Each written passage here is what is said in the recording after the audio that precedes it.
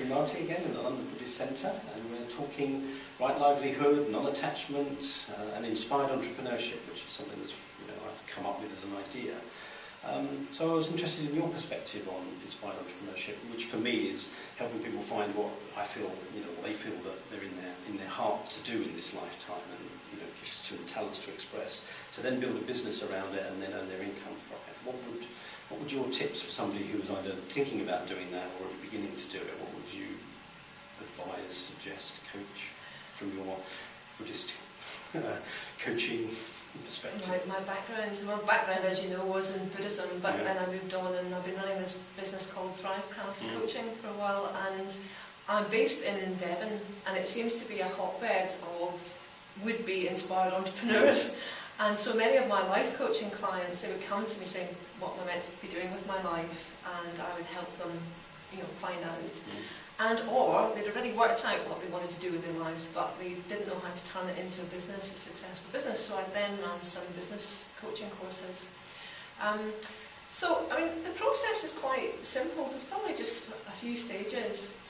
First and foremost, and perhaps not to be dismissed, is the fact that many people don't even give themselves the permission to sit down and be really honest about what they would absolutely love to do. They've already edited it out.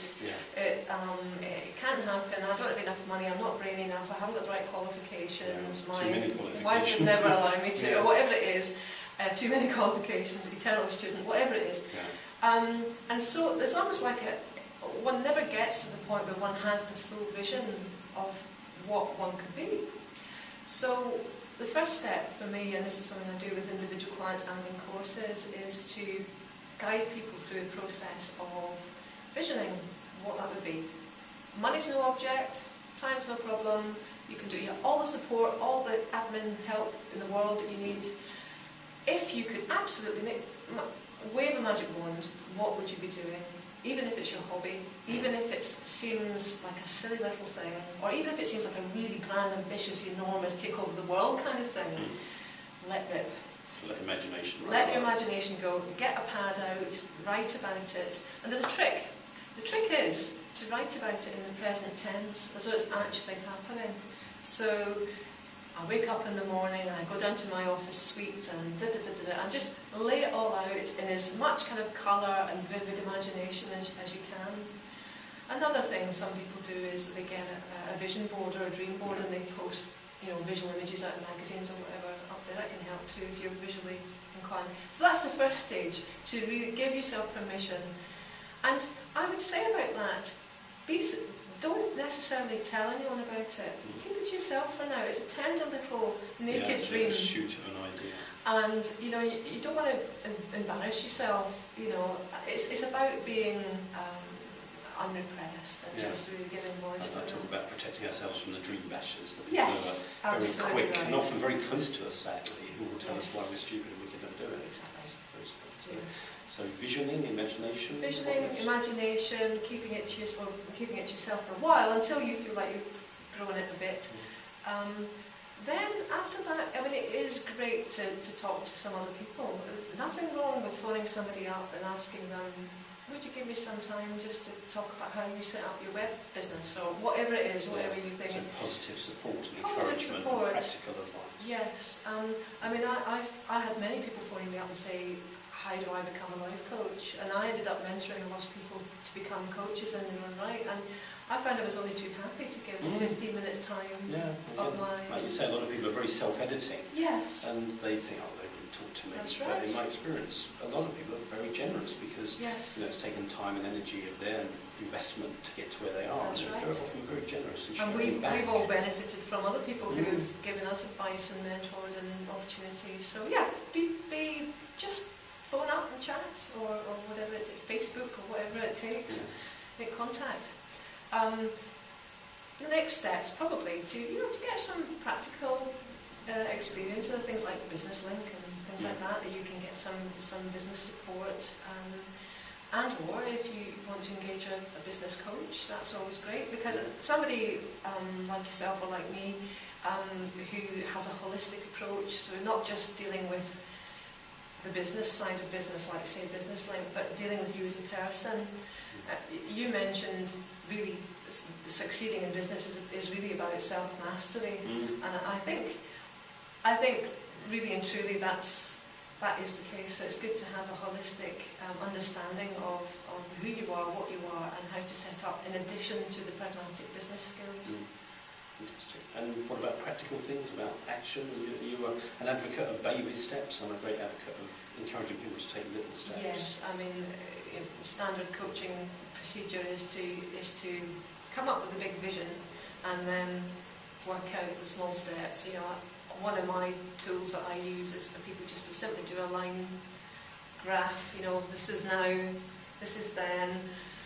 Do little blobs along the page to get you from there to there, and then start to kind of work it into tangible actions.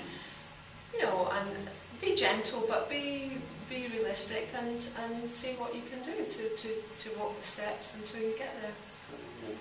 I think one of the things that kind of frustrates me and saddens me in many ways are people that have brilliant ideas. Yes.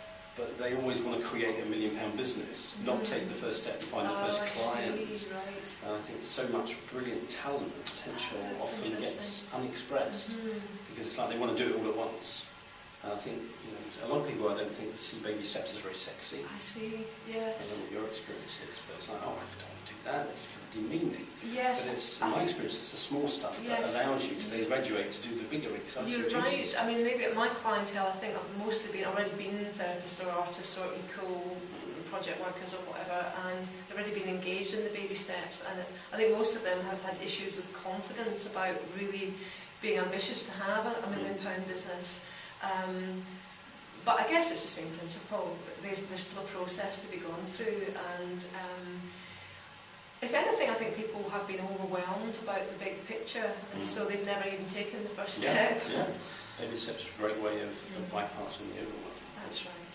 That's right. And also, you get a feeling of achievement. You set a little goal for this day, or this week, or this month, and to record it is great because you can look back a month later and think, wow, I've achieved so much. I did that when I was setting up Thrivecraft when I was training for my life coaching certificate, and it meant that I was documenting the whole growth of my business through my studies, and it's a great document now, and I even considered that it might be a nice thing to publish actually, so people can see exactly, and on all levels, the practical levels, the personal levels, and your evolution as well as the businesses. So that might be part of the portfolio. I think people want to hear stories. Yes. They want to have the idea and the theory, but they also want to talk to people that have done it. I think that's true. So how did you do it? Yes. I know you take baby steps. What was your baby step? That kind of idea. Something that I'm really keen on is to really expose that process and all the kind of vulnerable bits along the way, and to tell lots of stories, and rather than being some sort of expert up on high, to make myself very available and everything I've been through, very real. Because that's always what's spoken to me. Yeah, and people I think relate to that because they go, I'm not doing it wrong. That's what people experience. Yes. Thank you for sharing so generously.